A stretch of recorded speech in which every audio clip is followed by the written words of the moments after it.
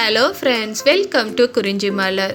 நல்ல ஒரு ஹெல்த்தியான எனர்ஜி கொடுக்கக்கூடிய, தொண்டைக்கு நல்ல இதமான, இருமலை கண்ட்ரோல் பண்ணக்கூடிய அளவுக்கு ஒரு சுக்குமல்லி காஃபி எப்படி செய்கிறது அப்படிங்கிறத பார்க்கலாம். இது செய்கிறதுக்கு முதல்ல ஒரு மிக்ஸி ஜார் எடுத்துக்கோங்க. அதில் ஒரு 4 ஏலக்காய், 2 இன்ச்சு சுக்கு சேர்த்துக்கலாம்.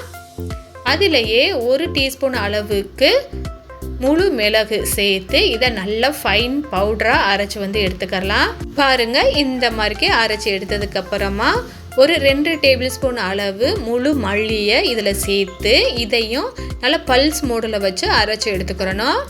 இந்த மல்லி 1-2 இருக்கணும். நல்லா ஃபைன் பவுடராக அரைச்சிடாதீங்க. இப்போ பவுடராக அரைக்கும் போது நம்மளுக்கு காஃபி போடும் போது அது கொஞ்சம் கூழ் மாதிரிக்கே இருக்கும், கொஞ்சம் கெட்டித்தன்மையோடு இருக்கும்.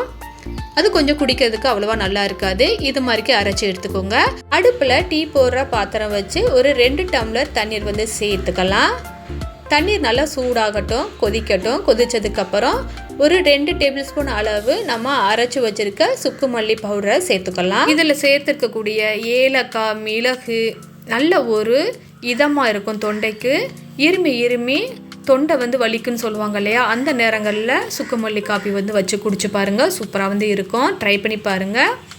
இதெல்லாம் நான் முன்னாடி சின்ன வயசு காலத்தில் அதிகமாக யூஸ் பண்ணது. இப்போ வர்ற காலத்துலலாம் இதெல்லாம் அவ்வளோவா மறந்துட்டோம். இந்த பவுடர் சேர்த்ததுக்கப்புறம் நல்லா கொதிக்க விடணும். இந்த பவுடரில் உள்ள சாறு எல்லாமே தண்ணியில் இறங்கணும். பாருங்கள், இந்த மாதிரிக்கு நல்லா ஒரு 5 நிமிஷம் நல்லா கொதிக்க விடணும். நல்லா கொதித்து ஒரு கலர் கொடுக்கும். அந்த டயத்தில் அடுப்பை லைட்டாக ஆஃப் பண்ணிவிட்டு ஒரு 5 நிமிஷம் அப்படியே வச்சுருங்க. இந்த சாறு எல்லாமே தண்ணியில் இறங்கட்டும். இறங்கினதுக்கப்புறமா இதில் சர்க்கரை வேணும்னா சேர்த்துக்கலாம், சர்க்கரை வேணாட்ட அப்படியே குடிக்கலாம். பாருங்கள், இந்த மாதிரிக்கு வந்ததுக்கப்புறம் அடுப்பை ஆஃப் பண்ணி நம்ம ஃபில்ட்ரு பண்ணி எடுத்துக்கலாம். ஒரு கப்பில் சர்க்கரை சேர்க்காமல் ஃபில்ட்ரு பண்ணி எடுத்துக்கிறோம். அடுத்த கப்பில் நம்ம நாட்டு சர்க்கரை சேர்க்குறோம். பாருங்கள், பார்க்கும் போதையே இந்த கலரில் இருக்கும்.